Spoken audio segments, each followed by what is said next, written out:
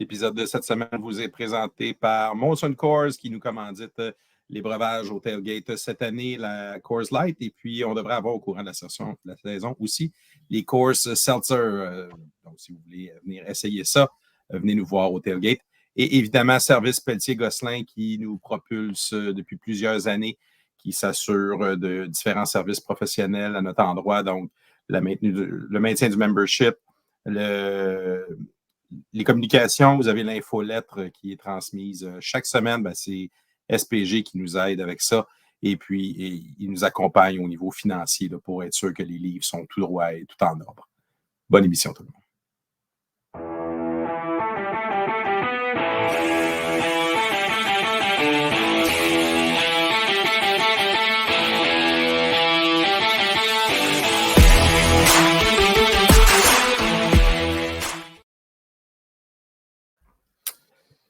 Nous sommes de retour avec le trio habituel après que Sylvain m'ait remplacé à pied levé comme troisième micro la semaine passée. Je le remercie de son temps.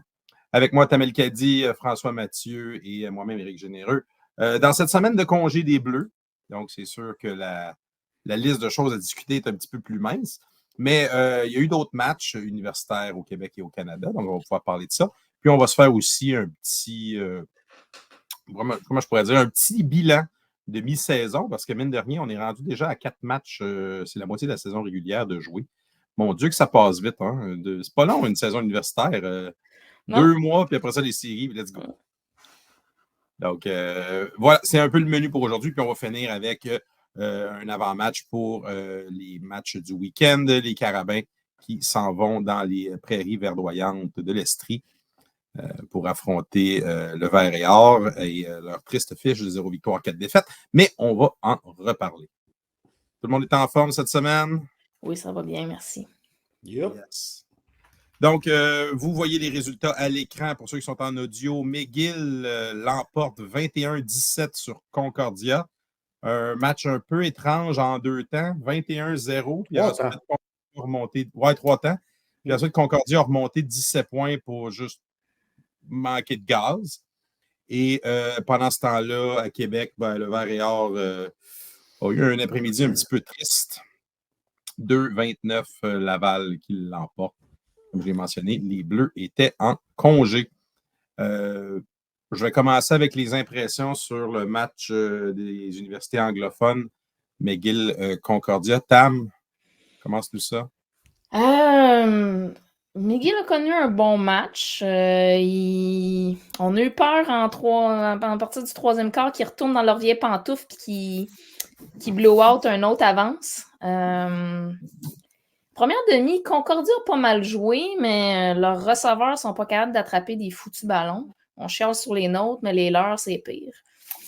Je trouvais qu'offensivement, ça s'équivalait, n'eût été des erreurs constantes de Concordia.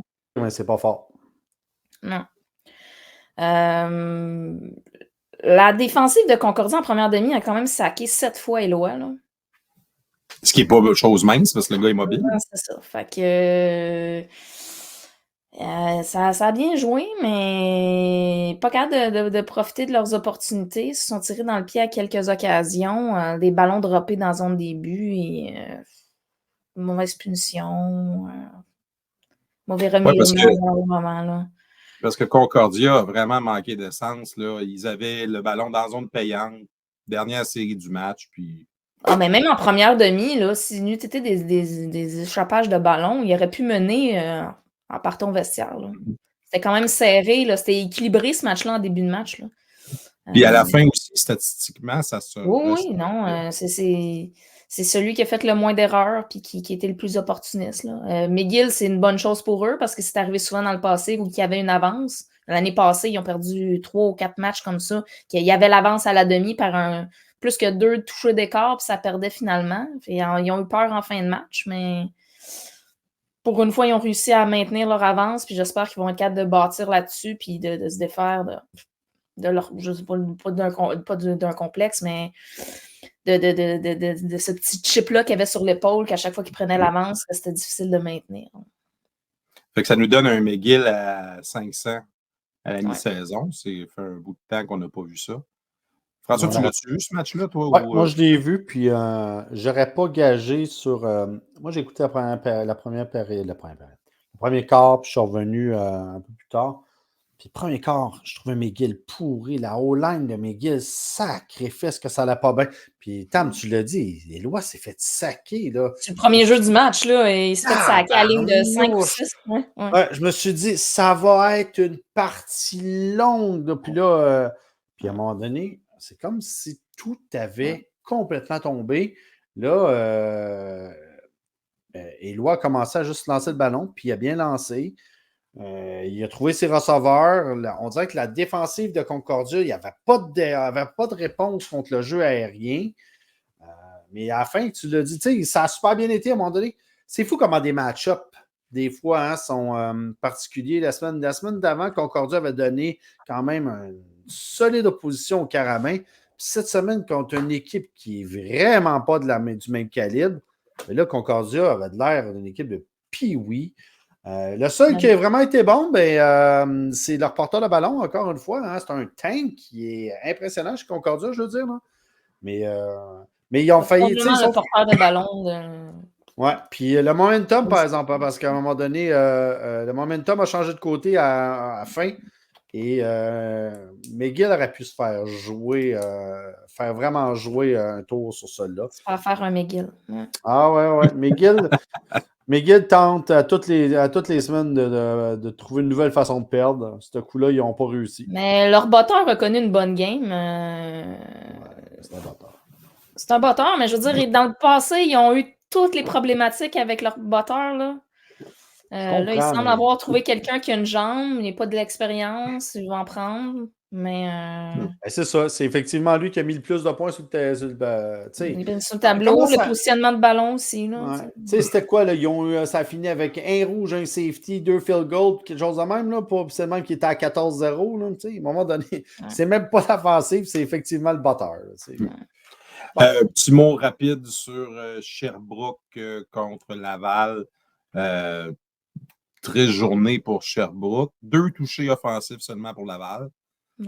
Mais ça donne quand même. Puis le deuxième QB de Sherbrooke a vu du terrain au 4e quart. Parce que le premier à la. Mais à vrai dire, c'est pas vrai. Hein? Mais Sherbrooke n'a pas mal joué. Moi, c'est le play calling de Sherbrooke qui me tanne. Tout le long de ce match-là, il essayait ce qui semblait être des passes profondes, là, parce qu'on était à radio, là, on n'était pas sur le visuel. C'est ça. Tu pourras pas même les 2-3 autres matchs, je trouve qu'ils essayent trop d'aller vers le coup de circuit au lieu d'y aller en zone courte et moyenne. Fait que ça fait que leur QB a un taux de réussite. Il est 12 en 29, 5. Au football canadien, c'est inacceptable. Tu peux pas, c'est inacceptable. Tu peux pas réussir à avancer le ballon avec des chiffres comme ça. Puis au football canadien, tu peux pas non plus. Il faut peut-être quand même un jeu au sol. Puis eux autres, ils n'en ont absolument pas. Puis ils ont tu sais, tu peux pas contre une équipe aussi forte que Laval pas être capable de capitaliser, de prendre toutes les opportunités que tu as. Laval l'a fait. Des interceptions, des échappées, voilà. Puis encore une fois, Laval. En même temps, je m'attendais à un score plus haut que ça. Oui, mais Laval, à un moment donné. Laval, c'est 466 verges d'attaque totale, ce qui est une bonne journée. Pour avoir marqué juste 2 touchés, là, on pourrait s'attendre à plus. C'est 4 terrains et demi. Ça a levé le ballon, ça a levé le pied. Puis il n'y a pas eu vraiment de revirement dans ce match-là, en tout cas du côté du Rouge et Or. Donc...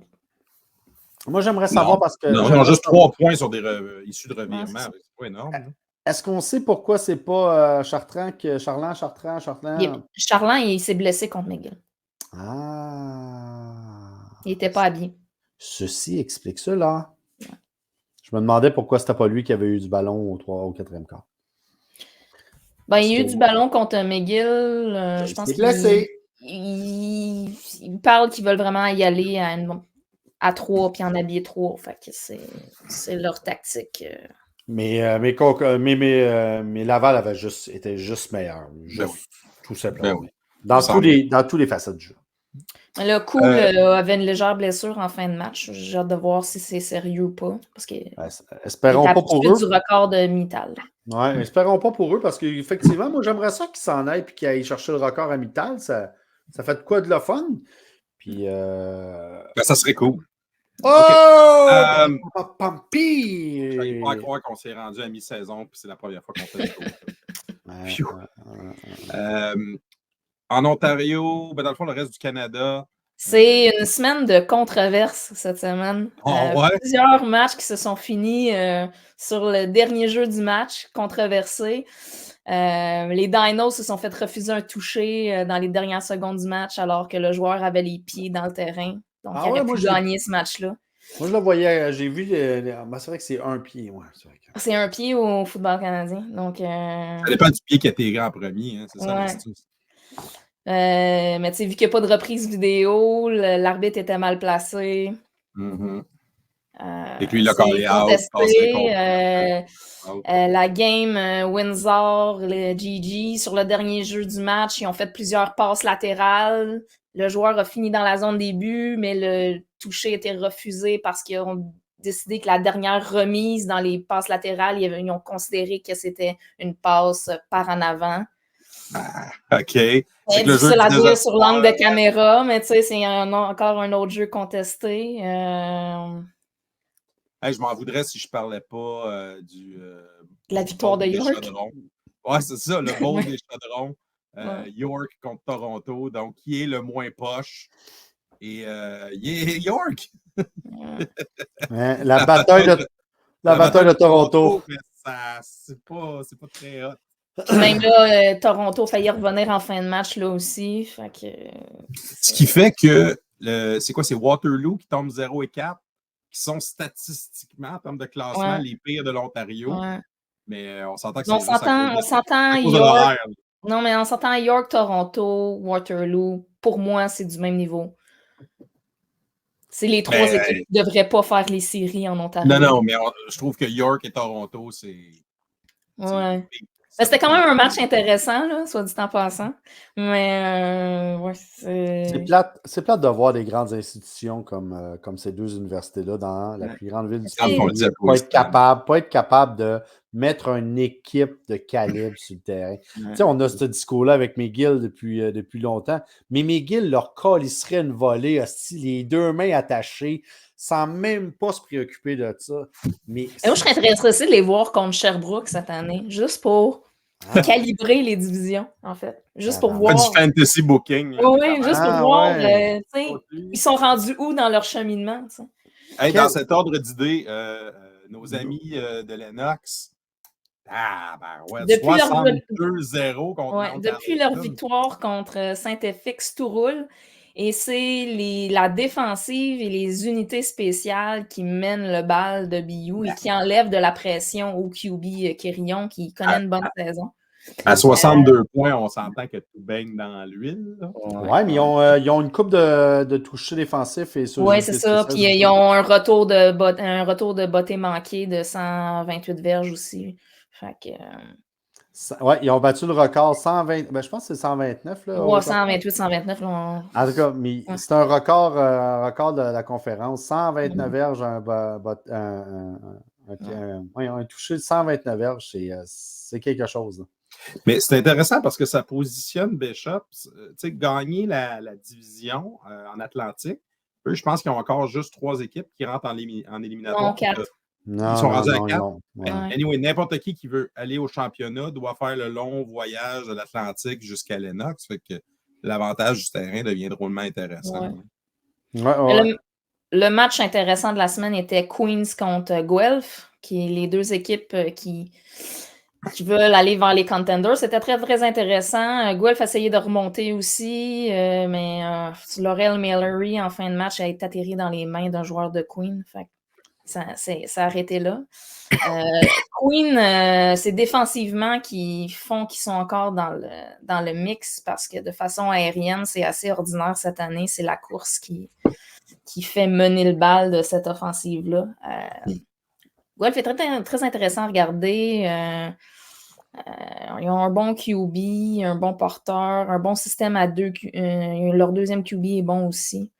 Saint-FX qui gagne par la peau des fesses contre Saint-Henri. Je ne sais pas ce qui se passe à Saint-FX, mais... Ils ont perdu leur mojo, hein? Ils sont Ils ont perdu ça leur fait mojo. Un cycle, j'imagine. Ça faisait déjà 3 ans ou 4 ans qu'ils étaient dominants dans leur division. C'est une fin Non, de mais cycle. ils ont une équipe encore dominante, fait que ça devrait pas. Ils ont essentiellement le même corps que l'année passée. Il y a des blessés. Oui, ben, sûrement qu'il y a des blessés, là. C'est ce qui fait que les GG sont moins dans le coup. Leur QB qui a manqué toute l'année dernière est revenu, mais il y a de la difficulté cette année, pas capable de lancer un foutu ballon. Fait que ça fait que l'offensive des GG ne fonctionne pas. Mais, fait qu'on a à l'écran les différents classements de toutes les ouais, autres. le Far West dans l'Ouest, là, t'as Manitoba qui était à 4-0, qui semble partir avec le lead, mais en même temps, c'est des matchs serrés. Donc, tu sais, qui va finir premier puis qui va sortir de cette division-là, c'est difficile à prédire. Ça fait 2 matchs que UBC joue bien, fait qu'ils sont en train de se replacer dans le mix. L'Alberta, avec leur porteur de ballon tout étoile, qui risque d'être le MVP de cette division-là, est encore tout feu, tout flamme. Bishop qui se sauve avec l'Atlantique aussi. Ben ouais, mais on le voit, les points pour, les points contre. Il ne faut pas oublier que Bishop a gagné son premier match de façon très, très serrée aussi. Là. Fait que c'est vraiment les 2 derniers matchs qui mais ils prennent de la vitesse, c'est quand même intéressant. Mais c'est ça, mais Tamal l'a dit, regarde, là, c'est 45 points contre seulement. C'est eux qui ont techniquement la meilleure défense. Ben, dans ces 3 conférences-là. Mais statistiquement. Ouais, ils ont la meilleure défensive, puis c'est ce qui mène, on le disait tantôt, là, c'est ce qui mène l'équipe. Là. Ils ne donnent pratiquement rien, mais pratiquement rien. Tu le vois là, ici, ben oui, on le voit. Là. Statistiquement, c'est la meilleure défensive au Canada. C'est pas rien. Bon, 17 sacs du sport, c'est en égalité avec nous. 7 interceptions, 4 ballons retrouvés, 3 touchés défensifs, plus ils ont 2 touchés ces unités spéciales. Tout baigne dans l'huile là. C'est peut-être juste les interceptions du corps arrière de Bishop qui pourraient venir faire mal en fin de saison. Mais je remarque cette année que et Laval et Montréal, les interceptions, c'est un peu chiche. Ouais. Il n'y a pas grand-chose. Je ne sais pas qu'est-ce qui explique ça. Est-ce que c'est le fait que les autres équipes courent plus? Je pense que c'est le fait que les autres équipes qui ont aussi des receveurs avec les mains pleines de pouces. Oui, mais ça pour les interceptions, ça devrait pas non, mais avoir. Justement, non, mais ce que je veux dire, c'est qu'ils lancent pas. Là, on parle ici de notre défensif qui fait moins d'interceptions. Oui, Laval aussi. Laval en a juste une dans l'année, puis c'est pas grand-chose pour eux autres. Là. Ben, je pense que les attaques aussi essaient d'y aller avec des jeux plus sûrs aussi. Moins de longs jeux contre nous que les DB ont. Je sais pas. Oui, il y a quelque chose qui fait que soit que les passes ne se rendent pas. Ben, c'est sûr que quand Ben, on a quand même de nos DB qui ont échappé des ballons qui auraient pu être des interceptions aussi. Là. Vrai.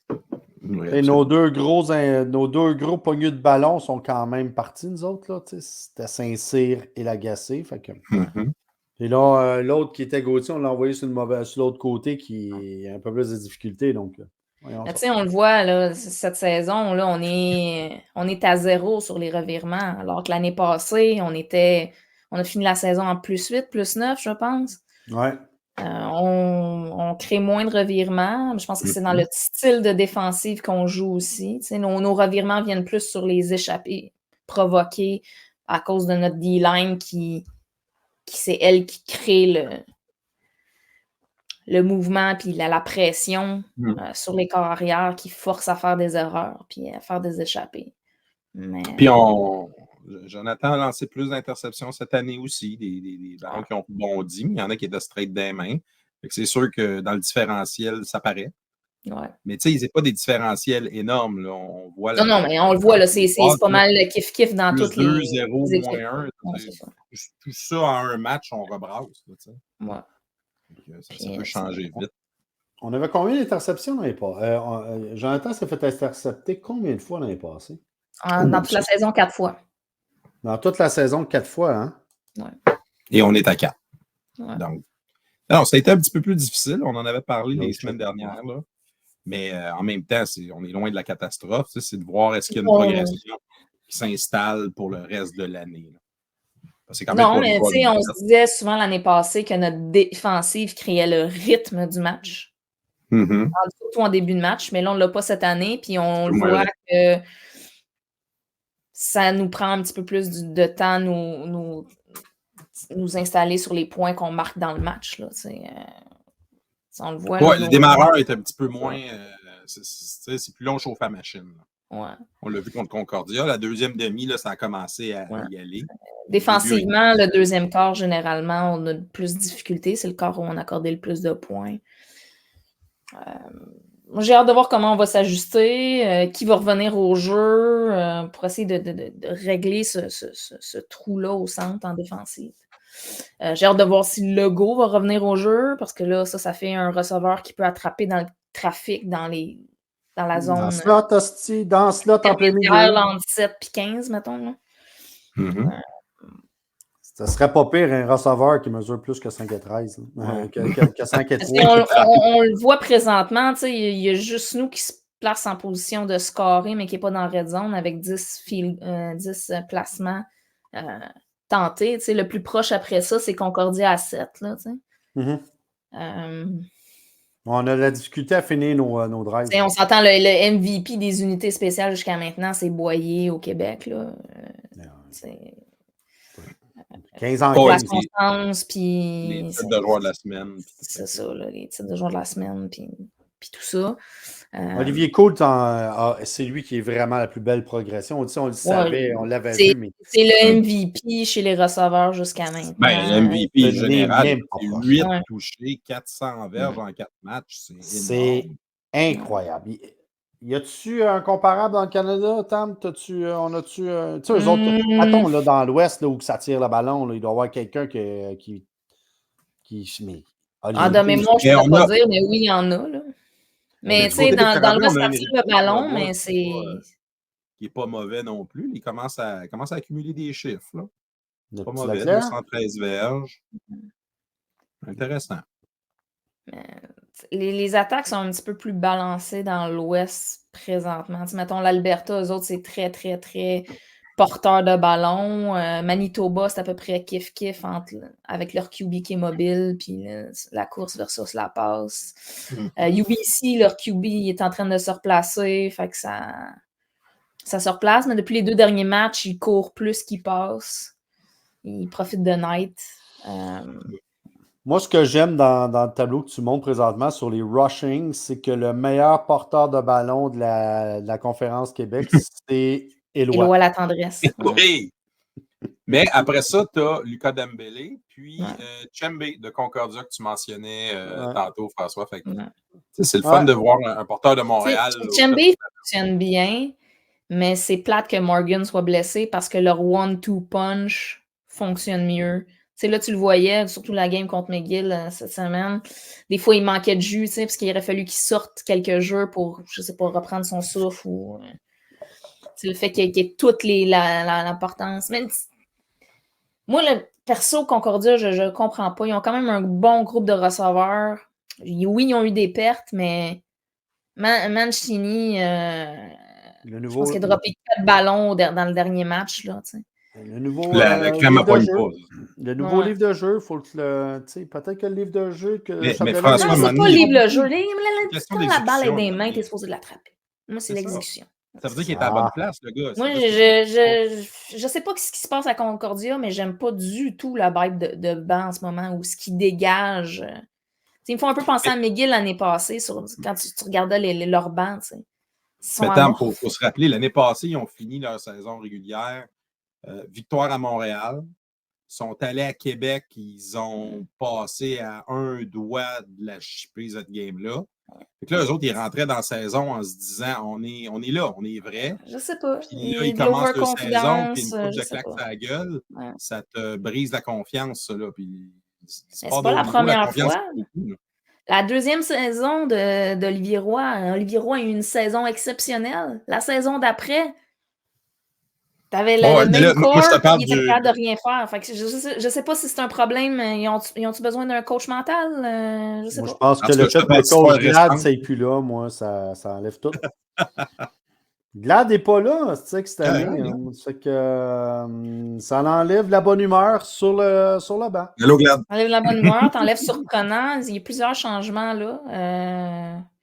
Les pertes de coaching sont peut-être plus importantes qu'on pense du côté de Concordia. Mais mine de rien, surprenant, là, même si on Chapdelaine, qui est une bonne grosse tête, mais tu sais, c'est un changement quand même assez radical dans le style de jeu. C'est deux qui sont différents. Donc, t'as raison, ça n'explique pas pourquoi ils ont les mains pleines de pouces. Peut-être qu'à C'est pas juste Concordia, les mains pleines de pouces, c'est l'énergie, c'est le... Je sais pas. ça revient un peu comme à Montréal. Pourquoi nos receveurs cette année, ils échappent les ballons, puis que l'année passée, ils pognaient partout dans tous les slots avec 4 gars sur le dessus, ils réussissaient à pogner des ballons. Puis cette année, ben hop, ça glisse. Pourquoi cette année, le bourgeon, c'est semblable, le bourgeon, on le voit jamais, puis que l'année passée, c'était rare qu'il droppe un ballon. Tu sais, mais c'est rare que son numéro est appelé aussi cette année aussi. Là. Oui, ben, je suis d'accord. Je suis d'accord. Tu sais, on n'a pas vu de la game. Un petit mot sur la défensive. On a les sacs, là. Ojo qui est au top de la liste, 5,5. Morissette un bon début de saison. Que c'est 4 la semaine passée contre McGill, là, qui est le deuxième. Ben, 3 et 2,5. Ouais, cette semaine, les frères Morissette, c'était pas mal ça qu'on entendait dans le game de cette semaine. Là. Et les commentateurs de Concordia qui n'étaient pas capables de dire si c'était des frères. Ouais. Puis à un moment donné, ils ont compris que ça en était, puis ils se sont demandé s'il n'y avait pas un troisième parce que c'est tout des de football. Non, c'est ça. Puis au niveau des plaqués, ben ça, je prends toujours ça avec un grain de sel. Parce qu'on s'entend que les équipes qui, leur défensive, passent plus de temps sur le terrain. Ils ont plus de plaqués. Si tu fais faire plus de jeux d'en face, tu vas faire plus de plaqués. Ce qui n'est pas tant une qualité. Mais tu sais, comme on disait, il va falloir que McGill trouve un moyen de protéger Eloi parce qu'à 24 sacs du corps depuis le début de la saison, il finira peut-être pas si ça continue. Hey, c'est dégueulasse, 24 sacs. Pour un carrière mobile. Tu sais, il y a plusieurs sacs que je considère que c'est sa faute à lui parce qu'il ne prend pas de décision. Mais c'est ça, j'allais dire. Mais quand même, ça veut dire qu'il faut que tu offres un dépanneur, il faut que tu offres une option dans les jeux que tu calls parce que... Ouais. C'est 6 par match. Ouais. Et puis, mais cette semaine, les 4 premiers, c'était même pas drôle. Ils étaient là, puis hop! Mais tu sais, effectivement... Il a l'air d'être fait en rubber, là, mais quand même. mais tu as raison, Tom, parce que un peu comme Jonathan, 2 sacs lors de des derniers games, les sacs, plusieurs sacs des 2 dernières games, c'est parce qu'il gardait le ballon trop longtemps. Mais on dirait que... on dirait vraiment que Eloi, c'est la même chose. Mais tu sais, McGill, là, Victor Paradis, leur joueur recru qui avait comité avec nous autres au départ, puis qui a transféré à McGill avec l'annonce de surprenant. Il y a une super belle saison à McGill. Il fait partie des éléments clés de cette défensive-là. Mais McGill, c'est la profondeur. Il va falloir qu'ils restent en santé s'ils veulent maintenir leur position dans le classement parce qu'ils sont à 1 ou 2 blessures d'un joueur moindrement important que le château de cartes s'écroule. OK. Donc, ça va nous amener à nos affrontements de la semaine. Avant de passer à notre match qui nous intéresse, Tam, y a-t-il des choses que tu surveilles dans les autres conférences? Western contre Queen, ça risque d'être intéressant. Comment Western va rebondir après leur défaite contre Laurier, parce qu'il était en bail la semaine passée. Queens qui veut se replacer dans le mix puis qui espère avoir un avantage de terrain pour les séries, il faut qu'ils gagnent ce match-là. Ça sera pas facile parce qu'ils vont à Western, puis je prévois que c'est Western qui va gagner ce match-là. Ouais, ils sont pas si vulnérables que ça, même s'ils en ont perdu une. Ouais. Sinon, les autres matchs, ça risque d'être... Il n'y en a pas un qui me saute dans les yeux, là. C'est des matchs. Okay. Au Québec, Concordia s'en va à Québec. Dimanche. Dimanche, probablement prévisible. Oui. La performance restante de Concordia, ça... Ouais, non, mais c'est ça. Mais je pense que Concordia a les numéros des grosses équipes, compte tenu comme ils ont fait avec les Carabins la semaine passée, ils risquent de Mais ils sortir l'avaient une pas en grosse début de saison Non. contre chez eux, contre Laval. Je sais pas. Je sais bien, mais Ça dépend souvent, quelle version de Concordia va décider de se présenter. Celle qui a fini la game cette semaine ou celle qui était dans le milieu, en tout cas. Ouais, c'est ça. Est-ce que le Stinger va amener son d'or ou non? C'est ça? Oh. Mais en plus, Laval est une coupe de blessés. Tu as parlé d'Olivier Cool, mais je pense que Cloutier aussi est sorti sur une jambe. Puis il y en a une coupe en défensive Laval là, qui. Ça va dépendre à quel point c'est sérieux aussi. Là. Cool avait l'air de dire que c'était pas trop sérieux. Ouais, mais. Fin de match. C'est pas si grave que ça, mais je pense qu'en défensive, il y en a deux qui sont partis sur. Ouais, mais avec la profondeur qu'ils ont, c'est pas trop problématique. Ça ne sera jamais une problématique à Laval. Non, c'est ça. Donc, les Carabins remontent l'autoroute 10 pour se rendre à l'Université de Sherbrooke en fin de semaine. Sherbrooke qui est toujours à la recherche de sa première victoire de la saison. Les Carabins qui s'amènent d'une semaine de congé, pardon. 3 victoires, 1 défaite. Est-ce que Sherbrooke va pouvoir fournir une opposition ou offensivement, ils sont juste trop dépossédés? Ils sont chez eux. Ils sont chez eux. Le 3 surfaces de gazon entre la fin de la zone début et tout le temps dangereuse. Ça dépend dans quel état le gazon. Pour les revirements, les chevilles qui cassent. Ça me fait penser, tu sais, dans le temps, on voyait là, les matchs de la NFL qui jouaient dans des stades de baseball. Ouais, je pensais à la même chose. Tu avais le Diamond en sable. Ça me fait penser à ça. En pire. Dans le temps que les Raiders jouaient dans l'élément clé de ce match-là, c'est qu'il n'est pas à la télévision. Donc, si vous n'allez pas à Sherbrooke, vous allez seulement pouvoir l'écouter à la radio. Soit dit en passant, les commentateurs de la radio étudiante de Sherbrooke ne font pas un mauvais travail. Mais en 2024, pourquoi un affrontement francophone n'est pas à la télévision, je ne comprends pas. Mais bon. C'est surtout que TVA choisit de diffuser le match de Laval le dimanche à 1h, direct en face de la NFL. Tu vois, je pensais que justement cette semaine, il n'y avait pas de match à la télé, justement parce que le match de Laval était à 1h. Puis en me disant, clairement, TVA. Je sais pas, il était annoncé sur le site du RSEQ, là, à savoir si on change la programmation. Pourquoi tu te mets face à face avec la NFL?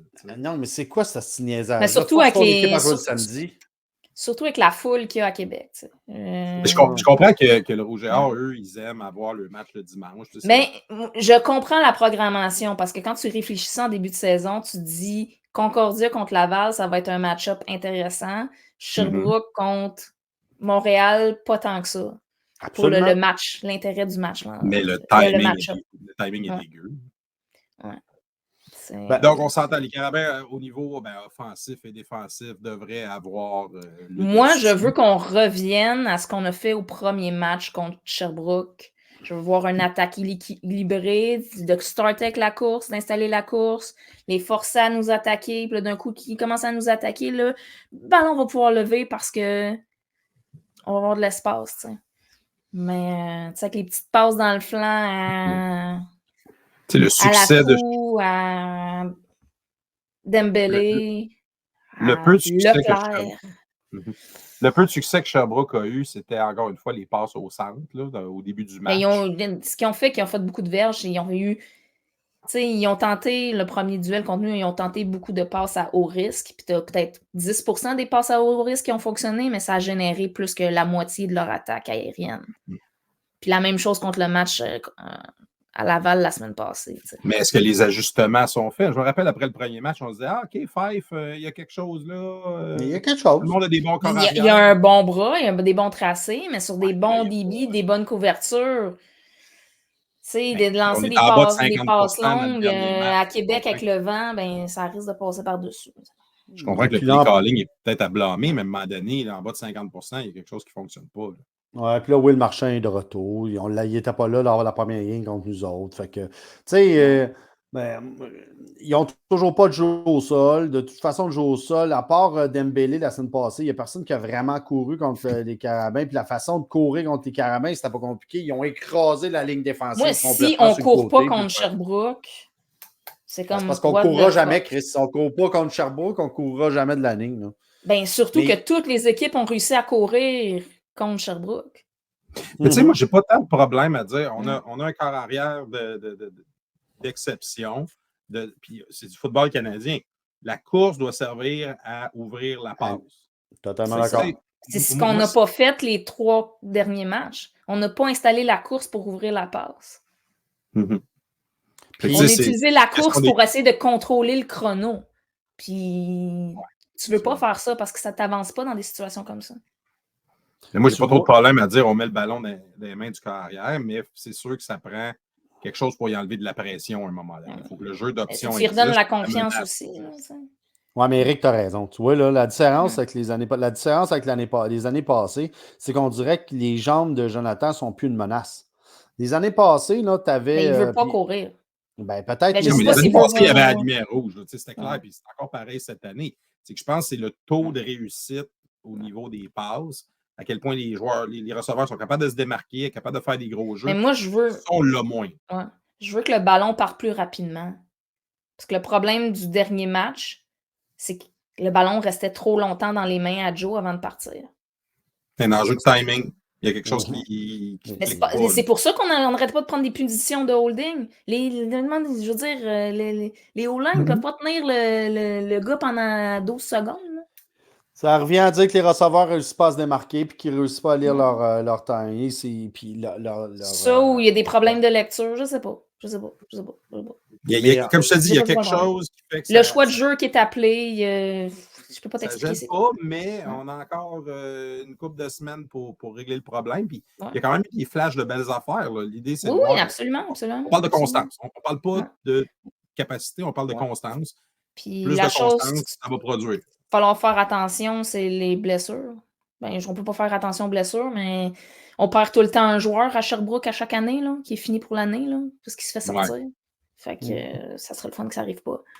Je pense pas que Chabot va être habillé avec sa cheville. En tout cas, moi, sur un gazon naturel, je ne prendrais pas de chance. Non, mais tu vas avoir de saut, par exemple. J'ai bien l'impression qu'on va avoir de saut cette semaine. Ce serait le fun Legault. Moi, Legault, là, c'est lui que j'ai le plus hâte de revoir. Mais imagine un Dessau sur un côté puis un Leclerc sur l'autre côté. Tu te retrouves à étirer. Tu sais, juste un des bouts qu'on veut, c'est étirer la défensive. Là, on se met à avoir 2 immenses rapides en plein milieu. Puis si tu trouves un bon receveur qui est capable, mettons un Larose, là, qui en théorie qui n'est pas petit et qui a des bonnes mains, qui peut aller chercher le ballon dans le slot, là, qui prend la place que ce que le Go fait normalement. On a nos 3 types de receveurs qu'on a besoin.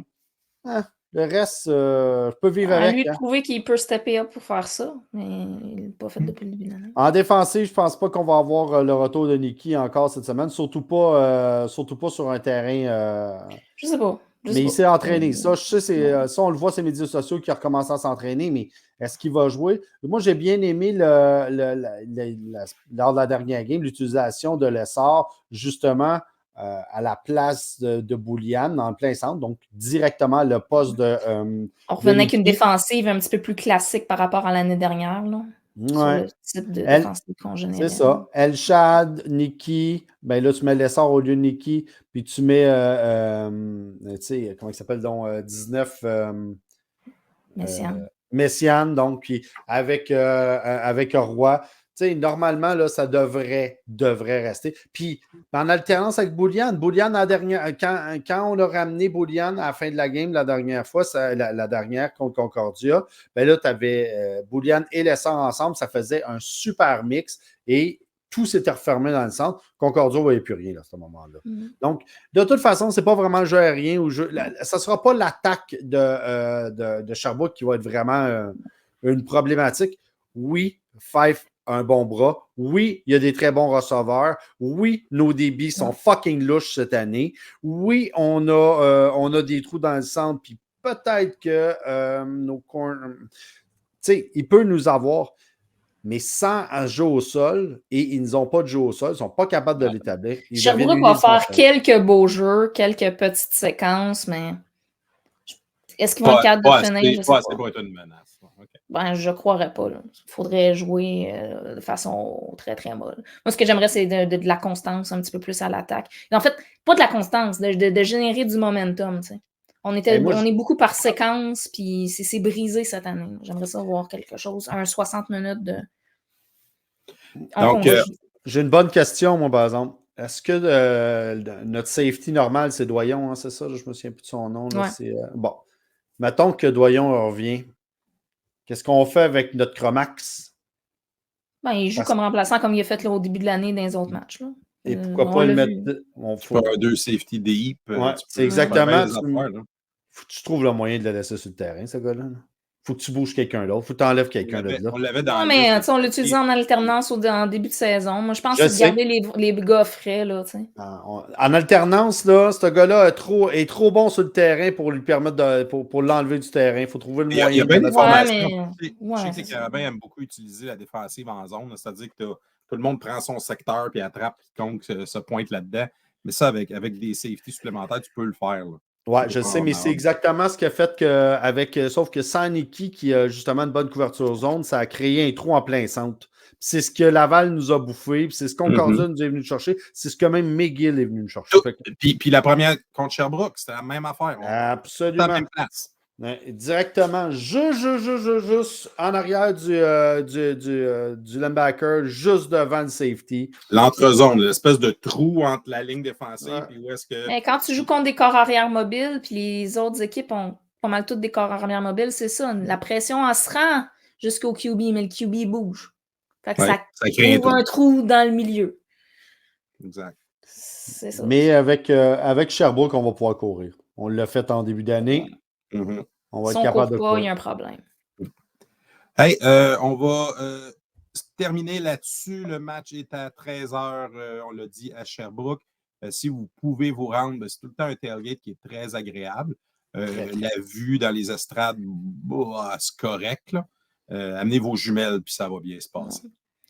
Donc, merci d'avoir de la bière à contribution volontaire. Là. Suivez nos posts. Là. Ouais. Nice. Donc, merci d'avoir été là cette semaine. Merci à SPG, la solution pour les associations. Merci à Molson Coors.